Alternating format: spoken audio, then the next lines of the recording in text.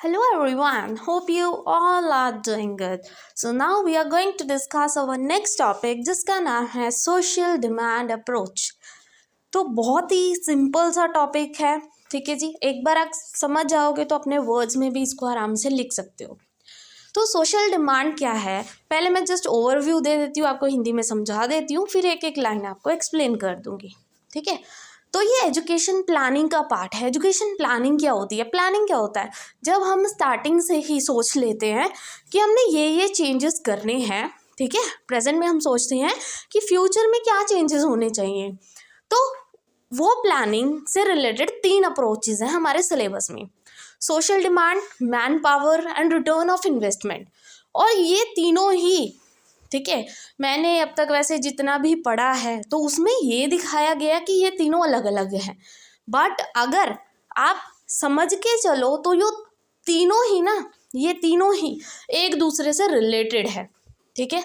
तो कैसे हैं वो मैं बता देती हूँ। जैसे सोशल डिमांड है, सोशल डिमांड मीन्स सोसाइटी की क्या डिमांड्स है, ठीक है। सोसाइटी क्या चाहती है, कैसी एजुकेशन चाहती है, वो चीज़ें हमें ध्यान में रखते हुए वो रिसोर्सेज को प्रोवाइड करना है, वो होती है सोशल डिमांड अप्रोच। एजुकेशन से ही रिलेटेड है, ठीक है।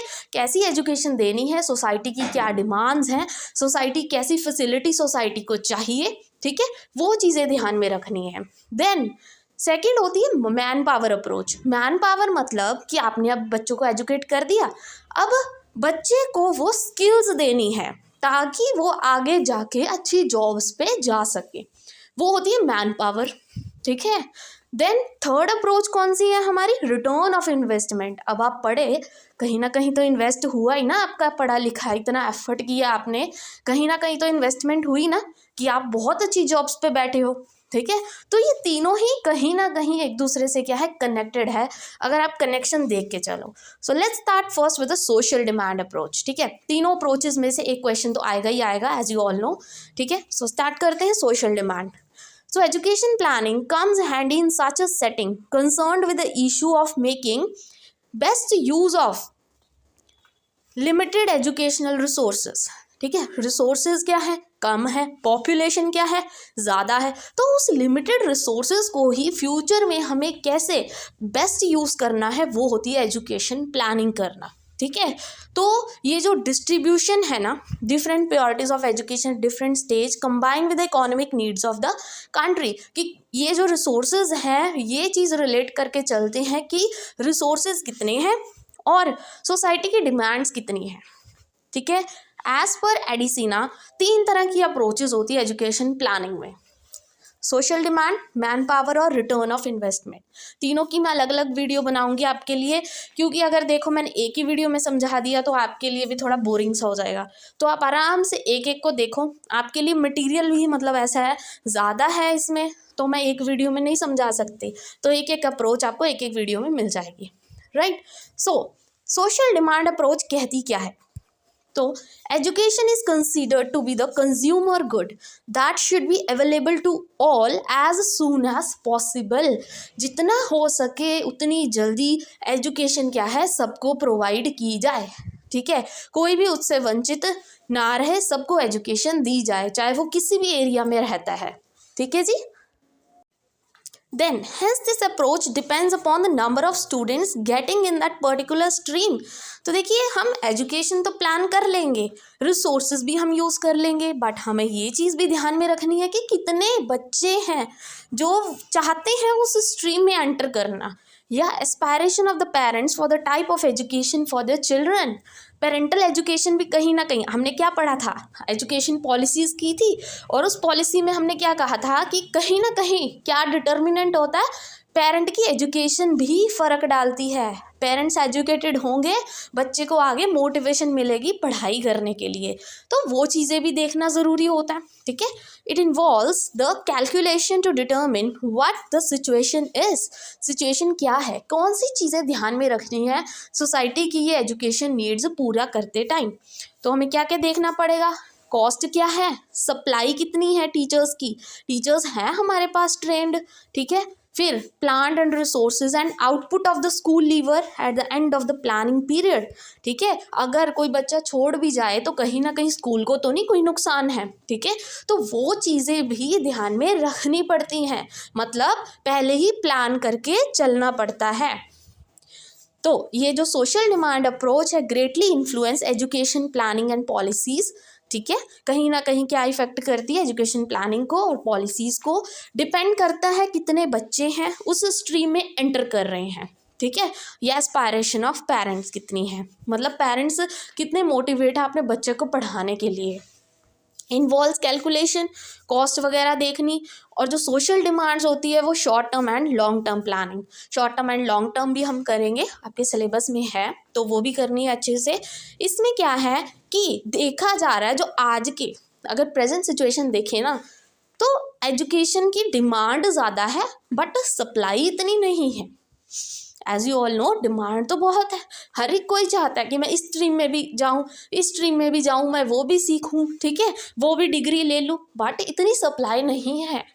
ठीक है, अभी हमें ही देख लो, दूर क्यों जाना, अभी आप देख सकते हो, अभी आप एमएड कर रहे हो, क्या आपको प्रॉपर कहीं पे मिल रहा है मटेरियल? नहीं, टेक्स्ट बुक भी प्रॉपरली अवेलेबल नहीं है। ठीक है, तो वो चीज़ें बहुत ज़्यादा मतलब ध्यान में देने वाली हैं कि डिमांड्स हमारी ज़्यादा है बट इतनी सप्लाई नहीं है हमें। ठीक है, expanded education opportunity will add to social and economic growth. अगर सबको एजुकेशन अपॉर्चुनिटीज़ मिलेंगी तो as it is society grow करेगी, इकोनॉमिक ग्रोथ भी होगी, अच्छी जॉब मिलेंगी हमें। ठीक है, हम क्या मान के चलते हैं कि एजुकेशन क्या है, सबका बर्थ राइट है, तो सबको एजुकेशन मिलनी चाहिए, सोसाइटी की जो डिमांड्स हैं उनको पूरा करना चाहिए। ठीक है, so social demand approach requires education and authority to provide schools, ताकि सबको स्कूल प्रोवाइड किए जाएं, सबको फैसिलिटीज़ मिले, who demand admission and who enter the qualification and who has a qualification to enter, कि जो बच्चे क्वालिफाइड हैं उनको एंटर करवाया जाए, एडमिशन्स दी जाए और प्रॉपर स्कूल्स बनाए जाएँ और प्रॉपर फैसिलिटीज़ दी जाए। ठीक है, ये तो उन्होंने बोला कि ये सोसाइटी की डिमांड्स है, बट दिक्कत कहाँ कहाँ आती है, कुछ फैक्टर्स भी होते हैं। पहले तो कॉस्ट ऑफ एजुकेशन देखी जाए, अगर कि अगर आप देखते हो ना कि ज़्यादा कॉस्ट है, मतलब स्कूल में एडमिशन लेने की अगर कॉस्ट ज़्यादा है तो बच्चे उतने ही कम हैं। अगर वही दूसरा स्कूल को ही कम पैसे में एडमिशन दे रहा है तो क्यों ना वहाँ जाएगा बंदा। ठीक है, डायरेक्ट कॉस्ट होती है देखने को, अगर देखा जाए फीस की, बुक्स की, यूनिफॉर्म की, ट्रांसपोर्ट की, यही फीस बहुत है। ठीक है, फिर अलग से आपकी ट्यूशन फ़ी वगैरह जो लगती है वो फीस है, तो ये भी कहीं ना कहीं प्रॉब्लम आ जाती है। डिमांड है सोसाइटी के एजुकेशन बट कॉस्ट बहुत ज़्यादा है। ठीक है, तो ये चीज़ें भी ध्यान में रखने वाली होती हैं, तो कहीं ना कहीं ये चीज़ें बहुत ज़्यादा इन्फ्लुएंस करती है उस डिमांड को। Then benefit accrued from education both direct and indirect, मतलब अगर प्राइवेट में बेनिफिट्स ज़्यादा है, प्राइवेट स्कूल में, then there will be high enrollment, and if benefits are low then there will be reduced enrollments। ये तो simple सी बात है, देखिए चाहे प्राइवेट स्कूल है चाहे सरकारी है, ठीक है, जहाँ पे आपको लगेगा आपको बेनिफिट मिल रहा है, बेनिफिशियल है, आपको फैसिलिटीज़ प्रोवाइड हो रही हैं, आप तो ज़्यादा वहीं पे जाओगे। If the social benefits are high the government will be willing to invest more in the education. अगर देखा जाए कि मतलब अगर गवर्नमेंट को लगे कि यहाँ बेनिफिट बहुत ज़्यादा है तो जी इन्वेस्ट भी गवर्नमेंट वहीं पे करती है। ठीक है, देन डिस्टेंस, कई बच्चों का क्या होता है कि डिस्टेंस बहुत ज़्यादा मतलब दूर दूर स्कूल्स होते हैं, तो इससे क्या होता है इनरोलमेंट कम हो जाती है, तो डिस्टेंस देखना भी स्कूल का, ये डिमांड भी पूरी होनी चाहिए, बट ये डिमांड होती नहीं है पूरी। ठीक है, अब सबके लिए अपने घरों के पास तो स्कूल बनाना पॉसिबल नहीं है अगर देखा जाए।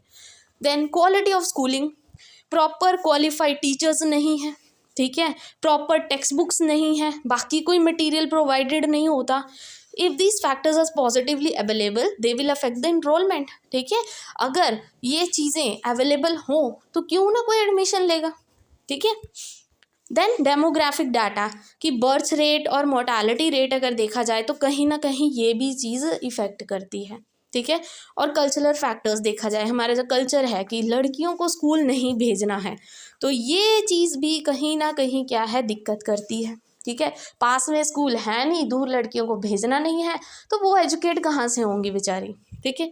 तो ये चीज़ें हैं कि मतलब सोसाइटी की डिमांड्स तो बहुत हैं, बट कहीं ना कहीं ये चीज़ें क्या है, बहुत ज़्यादा प्रॉब्लम क्रिएट कर रही हैं। ये कुछ फैक्टर्स हैं जो ध्यान में रखने वाले हैं। ये अभी हमारी सोशल डिमांड पूरी हो गई है, ठीक है जी। अब हम नेक्स्ट वीडियो में करेंगे हमारी मैन पावर रिक्वायरमेंट अप्रोच, ठीक है। ध्यान रखना, लिंक करके चलना। सोशल डिमांड में हमने पढ़ा था कि सोसाइटी की डिमांड्स क्या है, बट कुछ फैक्टर्स हैं जो ध्यान में रखने वाले हैं, राइट। अब हमने एजुकेशन दे दी, अब बच्चे को स्किलफुल बनाना है हमने मैन पावर में, वो हम नेक्स्ट वीडियो में देखेंगे। And I hope this video is useful for you. अगर आपको वीडियो अच्छी लगी हो then please keep motivating with your likes and subscribes. Thank you very much.